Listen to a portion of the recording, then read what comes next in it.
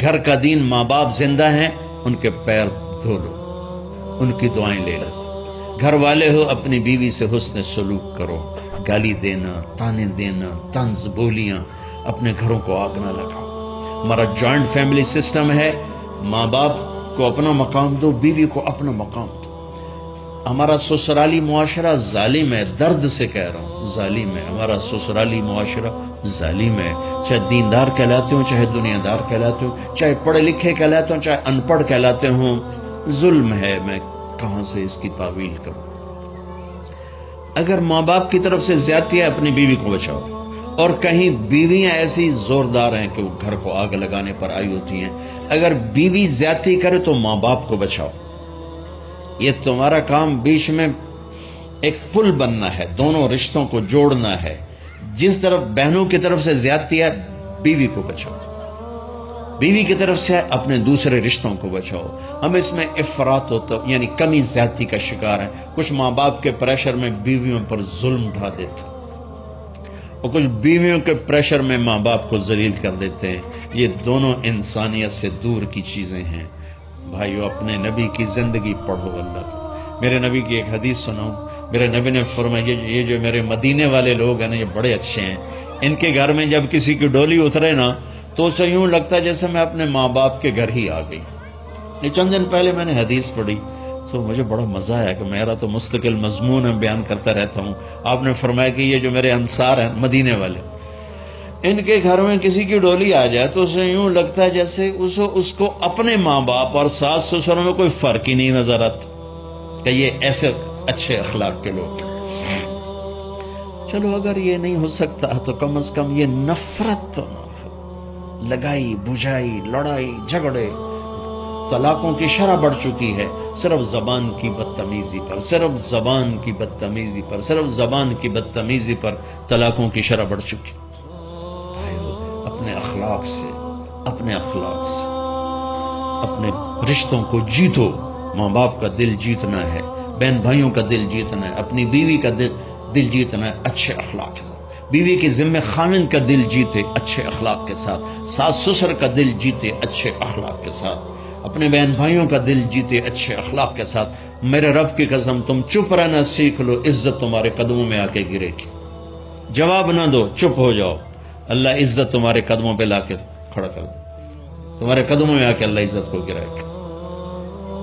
اولاد کو عزت دو، اولاد کو عزت دو، اولاد کو عزت دو، ان کو ٹائم دو، پھر یہ ساری زندگی تمہارے غلام بنے گے۔ 3 سال کے بچے کو اسکول میں دھکا دے دیا، آیا تو ٹیوشن والے کے پاس بھیج دیا، اور خود اپنے مزے کیے، تو یہ اولاد کبھی تمہاری نہیں ہوگی۔ انہیں ٹائم دو، اور اولاد کی خواہشات کا خیال کرو۔ ان پر ایسے ماں باپ ہونے کی ایسی دھونس مت جماؤ۔ آج کل اولاد نافرمان ہے، آدھا قصور ماں باپ کا ہے، آدھا اولاد کا ہے، کہ یہ وہ شفقت اور وہ محبت اور وہ ٹائم نہیں دیتے، اس سے آگے بات خراب ہو جاتی۔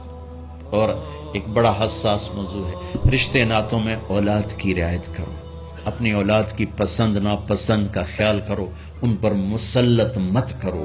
اولاد سے کہتا ہوں کورٹ کی شادیاں نہ کرو، عشق معشوقی کی شادیاں نہ کرو، یہ 99.9% ناکام ہو جاتی ہیں۔ زندگی اور چیز ہے، عشق معشوقی اور چیز۔ اپنے ماں باپ کی دعائیں برکتیں لے کر شادی کرو۔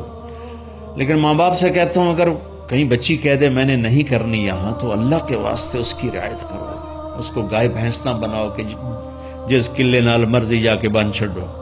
انسان ہے، جانور نہیں ہے، انسان ہے۔ زندگی جس نے گزارنی اس کی رعایت کرو، اس کی رعایت کرو۔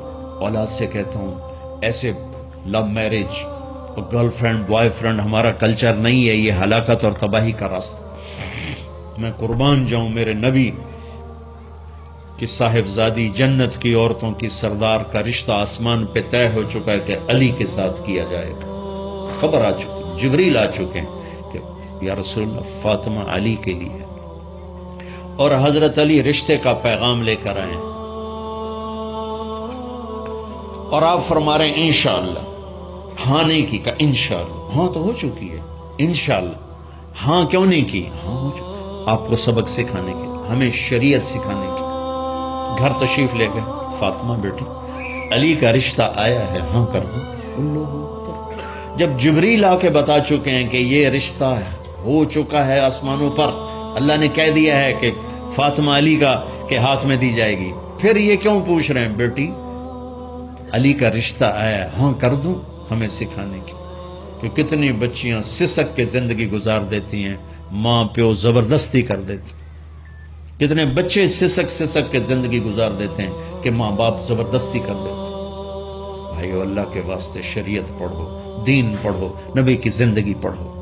حضرت فاطمہ رضی اللہ تعالیٰ عنہ کا انکار کرنا تھا, کیا خیر.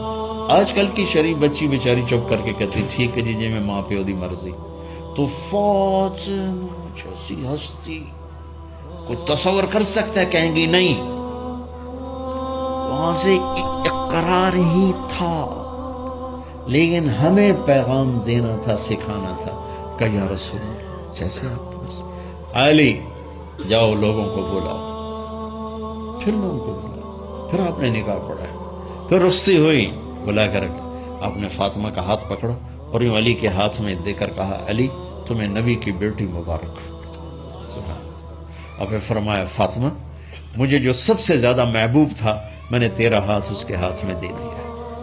بھائی اللہ کے واسطے اپنی قومی زندگی سے نکلو, رواجی زندگی سے نکلو. پنجاب کی زندگی, پٹھانوں کی زندگی, بلوچوں کی زندگی, سندھیوں کی زندگی, یہ بت ہیں, ان کو توڑ کے نبوت والی زندگی, نبوت والی زندگی, نبوت والی زندگی وہ اختیار کریں گے. ہماری عورتیں بھی سکھی, ہمارے مرد بھی سکھی, ہماری اولاد بھی سکھی. تو سارے بھائی نیت کرتے ہیں نا اس کی انشاءاللہ.